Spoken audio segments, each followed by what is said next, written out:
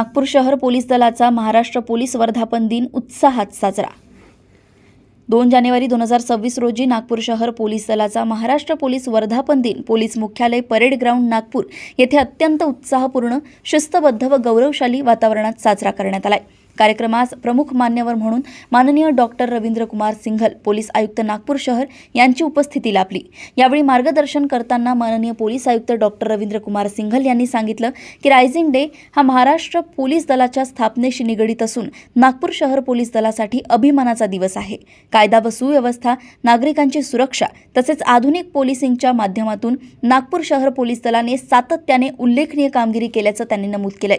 आतापर्यंत सुमारे 12 कोटी रुपयांहून अधिक किमतीचा अंमली पदार्थांचा मुद्देमाल जप्त करण्यात आला असून शाळा, महाविद्यालये, औद्योगिक क्षेत्रे, सोसायट्या व झोपडपट्ट्यांमध्ये राबवण्यात आलेल्या व्यापक जनजागृतीमुळे ड्रग्सचे प्रमाण लक्षणीयरित्या कमी झाल्याचं त्यांनी सांगितलंय।